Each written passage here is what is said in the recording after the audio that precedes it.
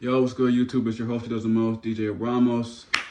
I saw this video on my feed for YouTube, man. The sad reality of being a sidekick rapper. And then the thumbnail was, what's that dude name? Stunner for Vegas, man. I remember when he was going. He had a crazy run in 2018, 2019, and I ain't really hear from dude since, but.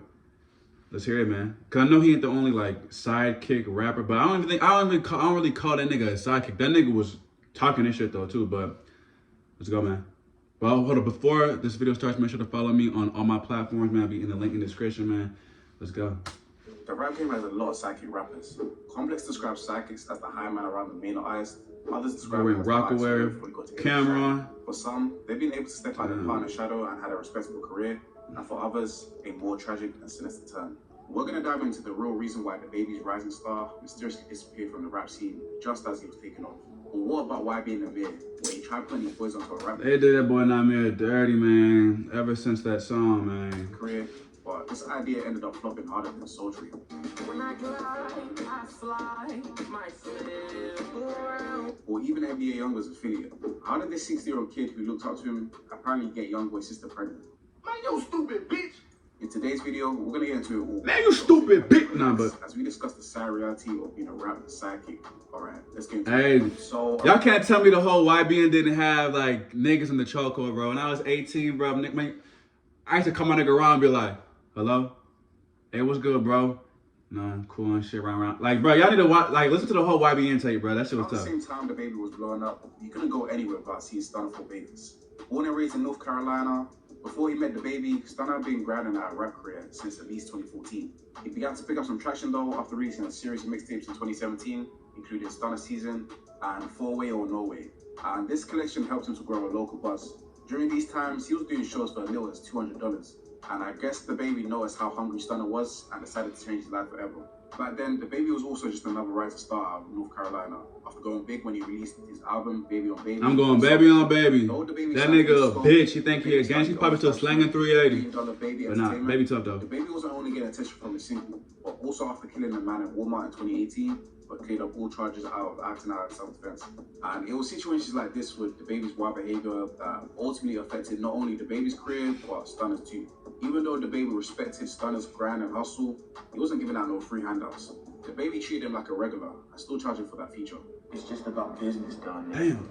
After working on a couple tracks, they formed a solid relationship where the baby practically took him under his wing. The song Animal was released, and after going viral, gaining 60 million views on YouTube, Stunner became a recognized face on the rap scene. They was running it up, man. The baby pushed him to release even more new music. He eventually signed him to his label, but since the baby was signed to Interscope Records, they had to break Stunner a deal too. And the baby wasn't playing around. He was standing on business heavy, making sure Stunner got paid nicely too. And he did, and maybe too nicely.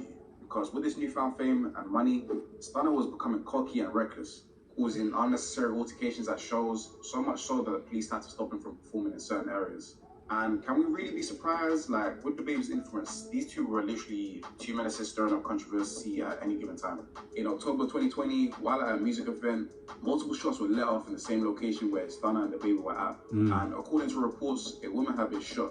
Stunner then posted a video of the baby from cashing a Louis Vuitton bag. Though they were not involved in the shooting, it seems like the pair had connection to what went down. Bearing in mind, this shooting took place in North Carolina. Shit, wow, man. Stunner was still going crazy in the booth though, despite all the drama, and released Rich Youngin, his second studio album that peaked at number 29 on the Billboard 200. The same. He was tough, bro. I'm telling you, Stunner was nice, man. Yeah, he still is nice too. First Billboard charting song as a solo rapper, and his second overall with Go Stupid. The thing is, Stunner was actually making his way to the top, forming his own solid fan base and gradually separating himself from the baby sidekick narrative. However, when things went left for Stunner, it was around the same time things went left for the baby. So back in 2021, the baby said some pretty controversial things at the Rolling Loud Festival. He faced immense backlash from the media, making homophobic claims and being insensitive to those who had HIV and AIDS. And by the time the news was spread, the whole world wanted the baby cancelled. Ultimately, this made him lose deals with Boohoo and a lot of shows, cancelling his performance at Park Live, iHeartRadio Festival, and Music Midtown. Not only did this hurt the baby's image and reputation, but this also hurt his pockets too, apparently losing over 20 million in deals. With a financial burden, the baby had less money to spend on his artist careers. Don't get me wrong though, the baby still had a lot of money in the bank, but before he could take care of his artists, he had to take care of himself first. And with Stunner standing right next to him, the reputation of the baby definitely would have impacted him too. And if he wants to be associated to the person everybody doesn't like, it'll make you look bad too. That's why you gotta, like, you don't give a fuck, man. I told my brothers this, man. I ain't gonna lie, and this may sound fucked up, man, but them niggas can't do no wrong with me. I'm forever gonna have them, man. Like, I'm gonna forever have my brothers, man. I'm gonna have them right next to me, man. I don't give a fuck, man. It can be the 3 of us against the motherfucking world, man. The 4 of us against the world, 5 of us against the world, my family against the entire world. I don't give a fuck, man. I don't give a fuck. Right? In the end, Stunner had to protect his own bag and let the Stunner and the baby go in their separate ways. The baby also had to let go of his other artist. He signed to $1 billion entertainment and said he's never signed another artist again. Gee, well, you know what? I'm tired of your presence. Dismissed. The sad truth is, the baby was the driving force to Stunner's success, and without him, he became a forgotten artist. With the added factor of the recklessness and cockiness he was involved in, he knew it was time to step back from the spotlight. Seeing myself like getting a big hit, I seen myself doing shit I wouldn't normally do, like I'm following niggas that ain't have as many followers as me, like shit that didn't matter. I wasn't the one creating this narrative either, but I'm just saying, like I just seen myself doing a bunch of lame shit that I would never do. Like, I'm like, man, I need to step back. Like going to the one way every day, hanging with the bros. Oh God, nigga wanted to go into the studio. Or So you took like a self-reflection type thing. it wasn't just like me saying on top of everybody. It was like, Though a rapper who never even got the chance to have a spotlight is all thanks to YB and the Mir. You see, the YB and the Mir crew is a clear example that just because that one kid... Nah, he's tripping though. YBN did have, see, this whole shit is like opinionated though. I'm not even trying to glaze though, bro. Y'all can't tell me, man, YBN and Amir did not have 2017, 2018, 2019, maybe. He had that shit in the chokehold, bro.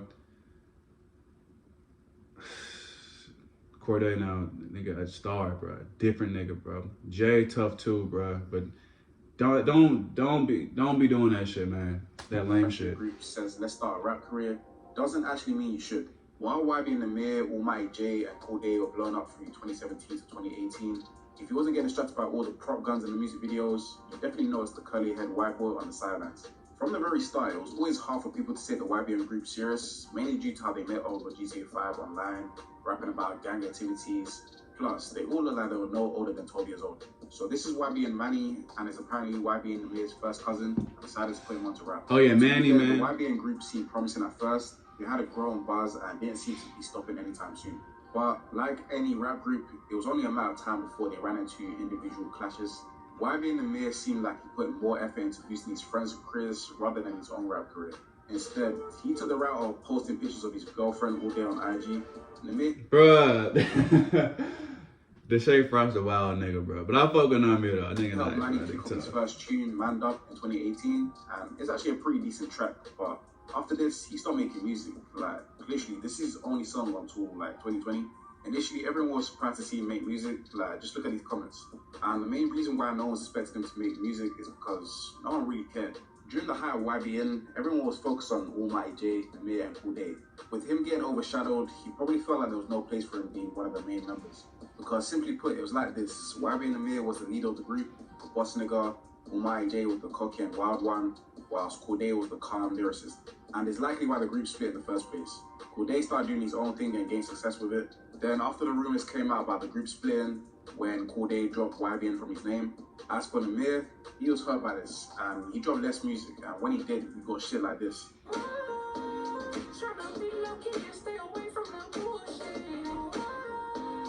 Yeah, YB and Amir ain't coming back from that one. Almighty Jay turned against Amir too and started beefing with him, also focusing more on the usual career.